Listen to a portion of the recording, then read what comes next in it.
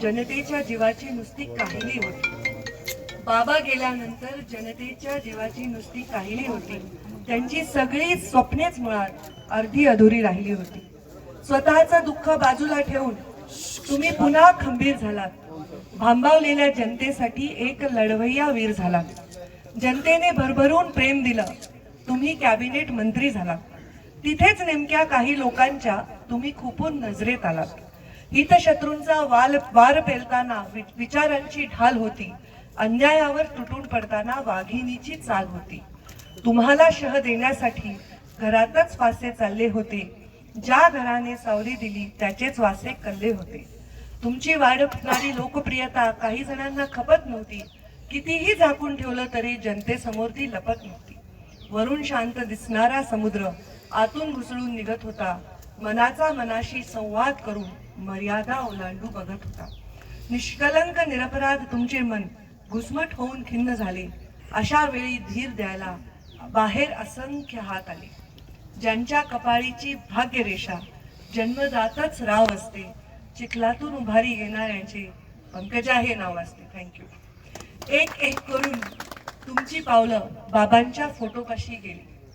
हे माझं कदाचित शिवशक्ती परिक्रमेच्या आधीचं मनस्थिती असावी, त्यांनी ती लिहिली आहे. एक एक करून तुमची पावलं बाबांच्या फोटोपाशी गेली.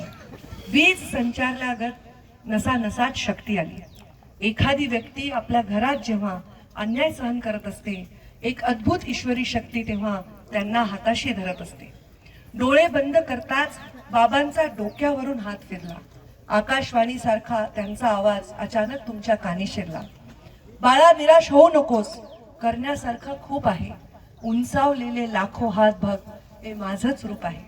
खचून कधीच जाऊ नको, तू कर्तृत्वानं नेक आहेस. ताठ मानेने उभी राहा, तू वादळाची लेक आहेस. तुझ्यासारखाच माझ्यावरही असा प्रसंग आला होता. जवळच्यांच्या कडूनच मला संपवण्याचा प्रयत्न झाला होता. सीता म्हणून घ्यायला सुद्धा अग्निदिव्य करावं लागतं. अजरामर व्हायचं असेल तर अनेक वेळा मरावं लागतं. महाराष्ट्राचे ज्योतिर्लिंग आणि शक्तिपीठाची परिक्रमा कर. दैवी शक्तीच्या औषधाची त्यावर गुणकारी मात्रा कर. सामर्थ्य चळवळीत असले तरी एकट्याने करून भागत नसते. सामर्थ्य चळवळीत असले तरी एकट्याने करून भागत नसते. प्रत्येक ठिकाणी भगवंताचे अधिष्ठान सोबत लागत असते. महाराष्ट्राच्या तनामनात मग बाळा तुझे गीत होईल. तुला छळणारी असुरी शक्ती चारी मुंड्या चित होईल. बाबांचा प्रत्येक शब्द मनात आत्मविश्वास भरत होता. अबोल विचलित अस्वस्थतेला ताजतवानं करत होता. बाबांचा आशीर्वाद घेऊन शिवशक्ती परिक्रमा सुरू झाली. आशीर्वाद आणि प्रेमाची मायापुंजी जमा झाली. त्र्यंबकेश्वर, कृष्णेश्वर, नागनाथ, जेजुरी गडाचा सुभा होता. पंढरपुरात तुमची वाट पाहत साक्षात जनपांडुरंग उभा होता. माता सप्तशृंगी तुळजाई शक्तीपीठाची वाट धरली. माहुरात रेणुका मातेने स्वतः प्रत्यक्ष तुमची ओटी भरली. शिंगणापूर शिवाचे, गाणगापूर दत्ताचे, कोल्हापुरात महालक्ष्मी होती. अक्कलकोटात स्वामी समर्थांची बिहू नकोची हमी होती. परळीच्या वैद्यनाथाजवळ तुमचे हक्काचे माहेर होते. गुलाब फुलांच्या पायघड्यासोबत साड्या चोळ्यांचे आहेर होते. प्रत्येक कार्यकर्त्याच्या अंगात एक सळसळते रक्त होते. राजकारण बाजूला ठेवून ते फक्त गोपीनाथ मुंडेंचे भक्त होते. तुमच्या संपूर्ण यात्रेत कुठेच मीपणाचा अहंकार नव्हता. असा एक तरी कार्यकर्ता दाखवा ज्याच्या हातात हार नव्हता. जागोजागी पुष्पवृष्टी आणि सत्कार. तुमच्या जनसेवेला फळ आले. निराश उद्विग्न झालेल्या मनांना हजार हत्तींचे बळ आले. शक्तीची गळ्यात गळसरी आहे, शिवाचाही रुद्राक्ष आहे. शक्तीची गळ्यात गळसरी आहे, शिवाचाही रुद्राक्ष आहे. तुमचा मार्ग योग्य असल्याची लाखो लोकांची साक्ष आहे.